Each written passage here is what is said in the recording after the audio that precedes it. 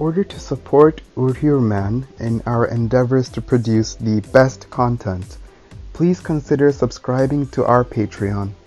For as low as $3 a month, you will have early access to our content, exclusive posts, Patreon-only content, insider looks behind the scenes of UyghurMan, names included in the credits of each episode, and much more for other tiers, although we urge you to at least get Tier 1.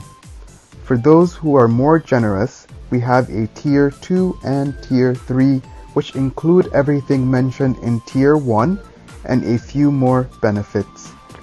By subscribing, you will be helping us move towards this as a full-time job, thereby freeing up our time to focus solely on bringing you the best content. You can find our Patreon at patreon.com/UyghurMan. Also, the link can be found in the description below. Thank you. Hey, Shad, is it? Yes. Yeah, it's CJ. How you doing? Hi, I'm good.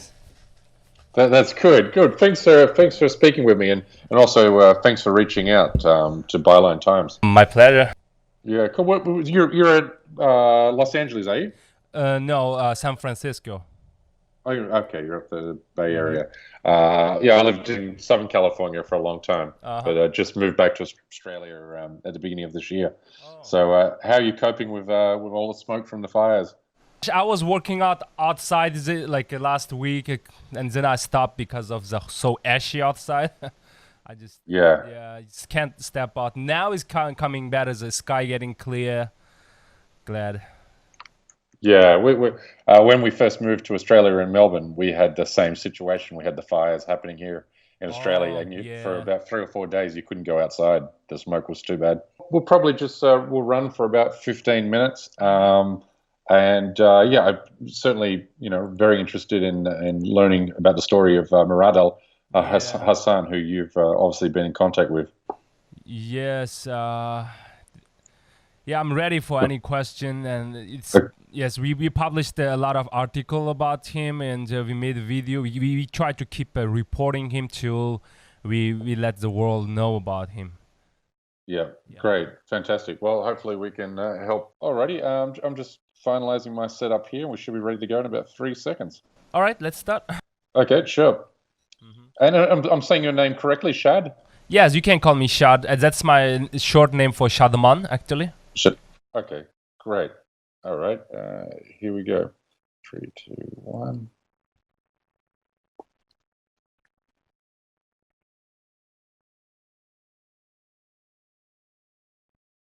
Good evening, Shad. How are you? I'm good. Good evening, man. Yeah, mate, it's good to speak with you. And as we were talking about off air, thanks for reaching out to me via Byline Times, in particular in regards to a story which had actually grabbed my attention, funnily enough, about 2 weeks before you had contacted us. And that was to do with, a Uyghur by the name of Miradil Hasan. I was sent one of his YouTube videos. He's a homeless Uyghur in China, recording himself and talking about the atrocities that the Chinese Communist Party is carrying out against the Uyghur. What can you tell me about Miradil Hasan, because you've been in contact with him? Yeah, the best term, we should not focus on he's a homeless, because I know in the Western country it's like homeless kind of like somewhat connect to the failure or loser. But he is a guy know like 3 different language. He's highly educated, and he able to make a video, edit videos. He's pretty successful guy actually if he's not Uyghur, but. Right. Since he's Uyghur, he had to leave, he had to escape from his homeland, and because of his identity and he's Uyghur, so no company hire him, and for his safety, he choose to don't use Chinese SIM card, so he has to become step by step become a homeless, and after 2 years, he finally realizing the situation getting more and more serious, so he need to speak up. He told me earlier, he contacted me when I was doing my fitness challenge. he said he's Uyghur from China. I was like, are you serious? I can't believe, So I wasn't paid that much attention. I think he's just kidding, because that's not too many Uyghurs is doing that. It's almost impossible. Whoever not even speak up is getting arrested, getting is living a dangerous situation. At that time, he said, "Oh, I will make a video in the future about I give my testimony about my parents, blah blah." I was like, "Oh yeah, good luck with that." Then I can't wait to see. But eventually, he did. He published the videos. Then I know he's a real person, and then that same night I gave him interview.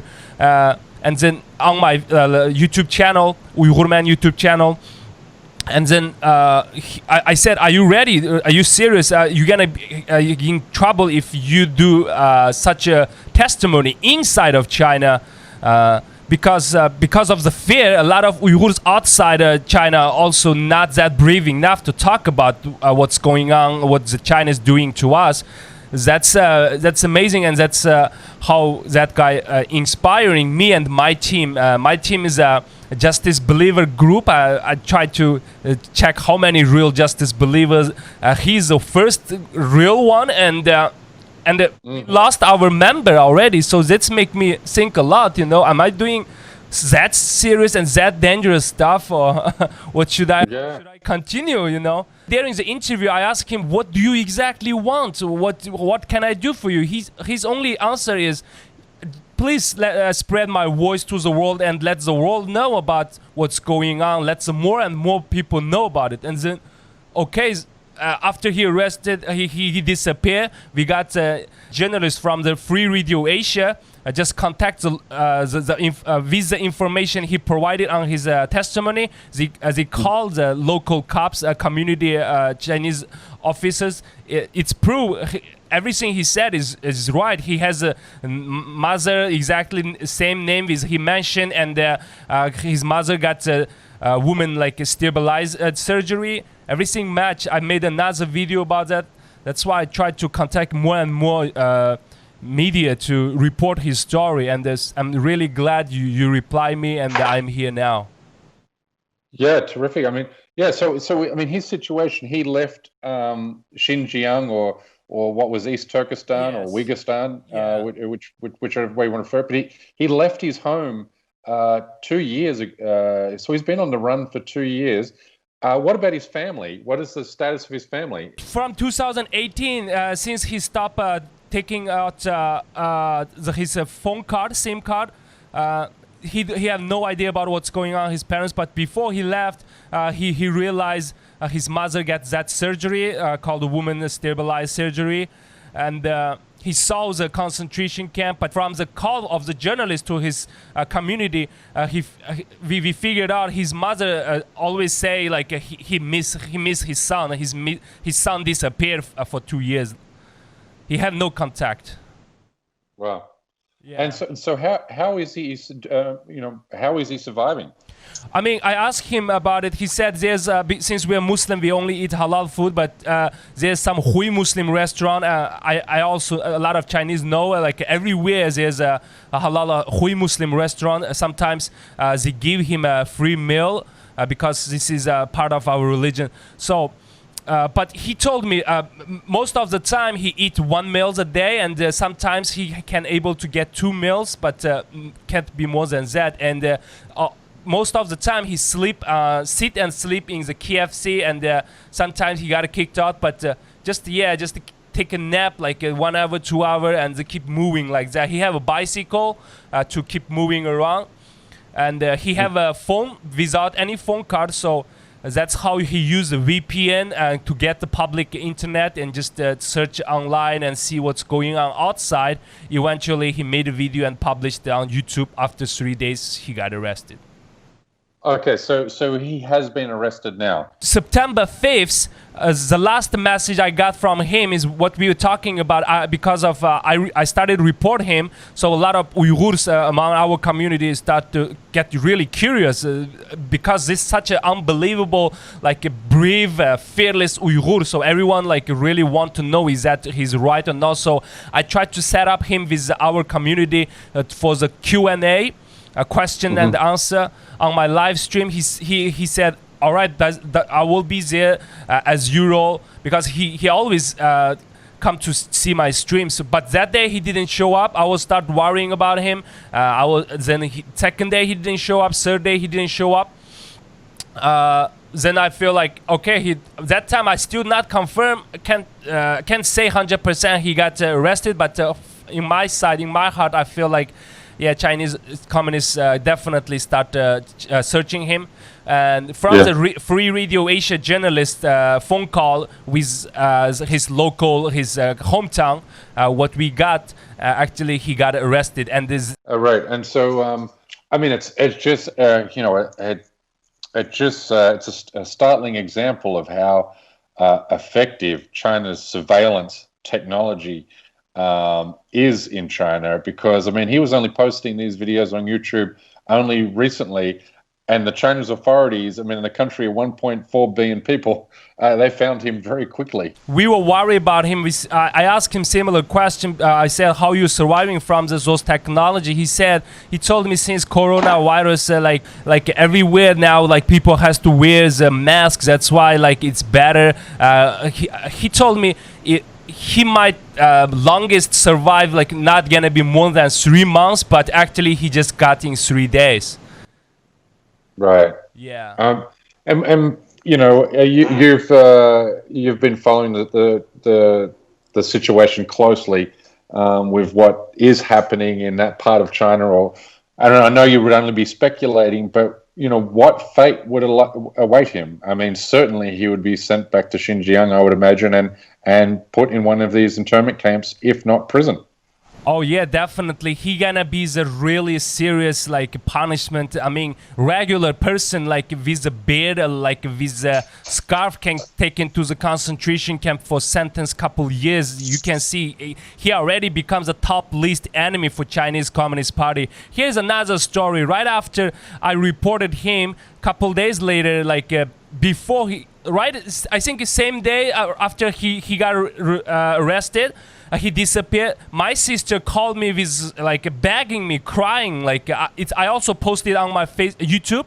Like my sister just called me, please stop. We know what you're doing. I never told them what I'm doing. I'm speaking for the justice like that. I'm always say, yeah, I'm good. I'm just working. I'm chilling with my family like that. But my sister just texted me through WeChat voice chat a lot, and I listen one by one. It's all about just begging.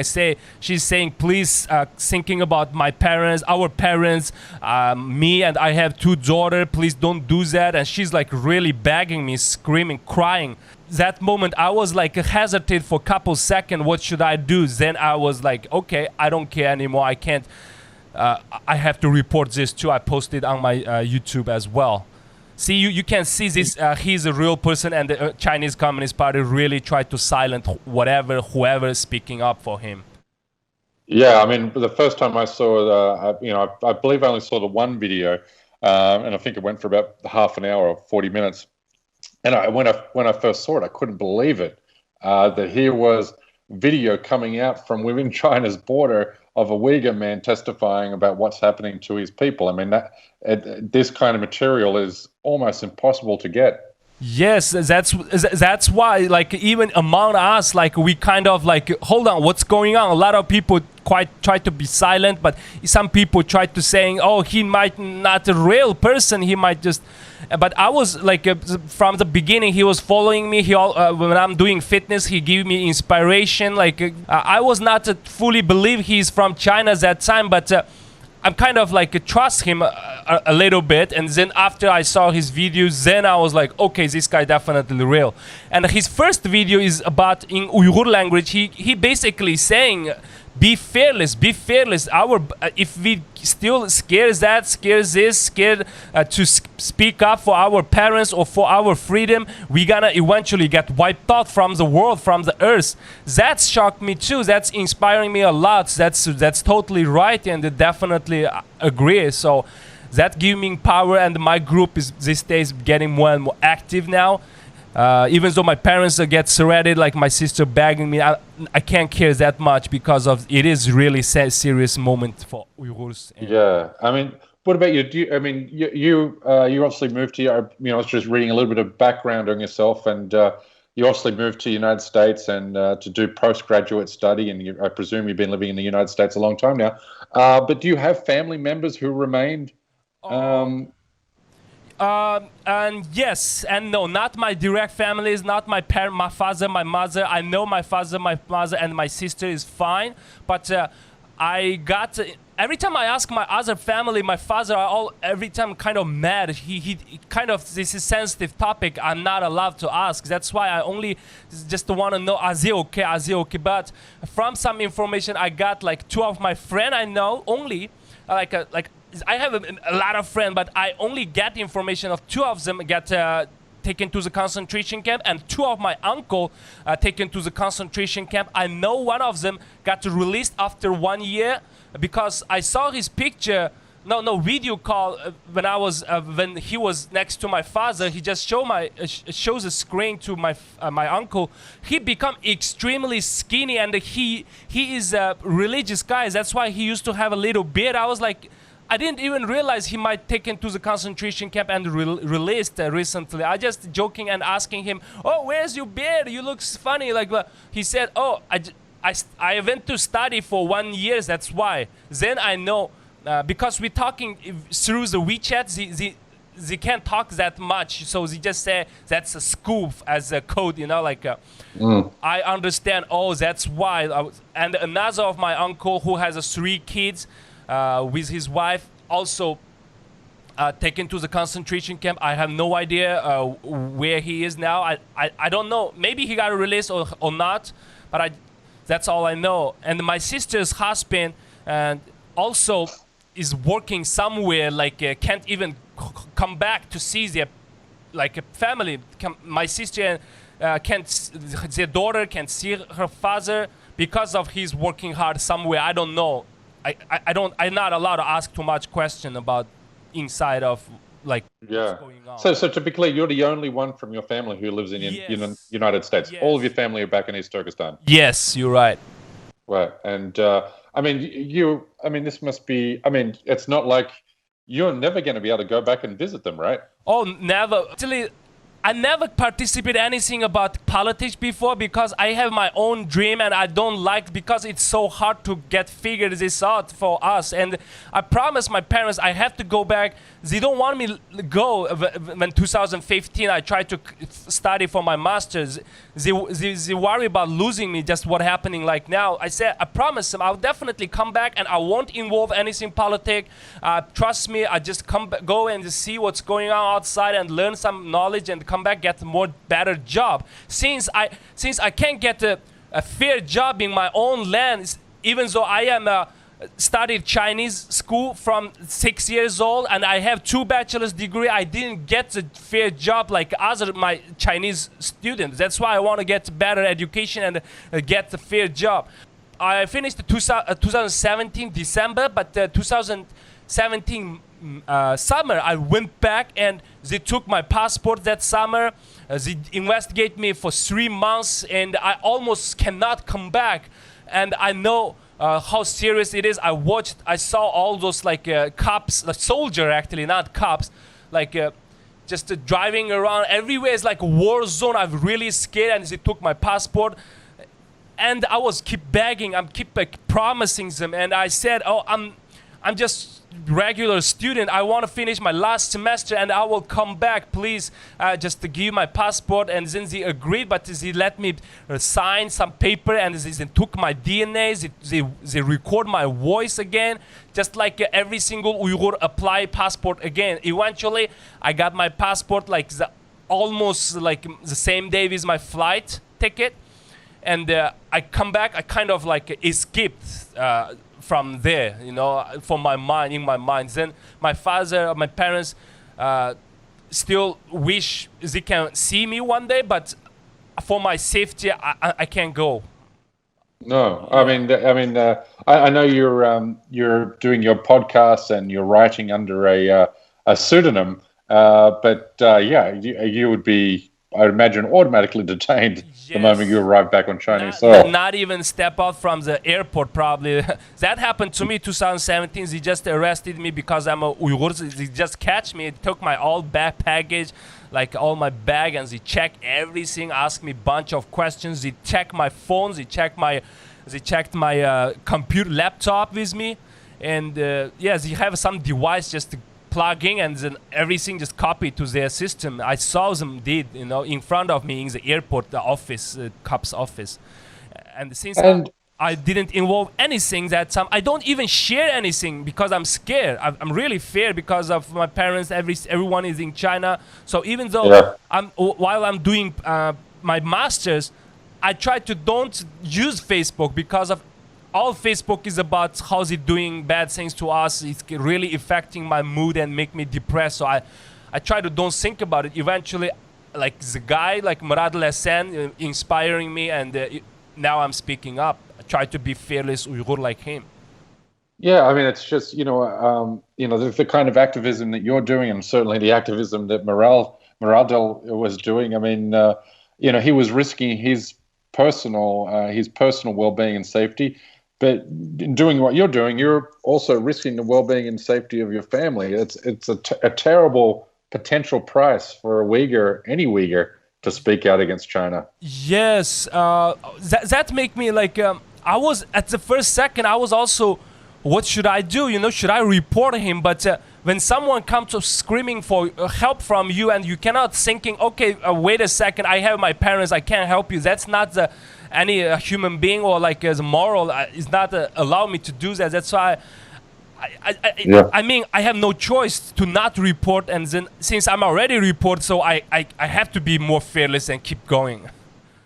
Yeah, well, mate, you're a shining light, and again, thank you so much for reaching out and coming on this podcast and sharing the work that you're doing and helping amplify Miradil's voice. Let's pray that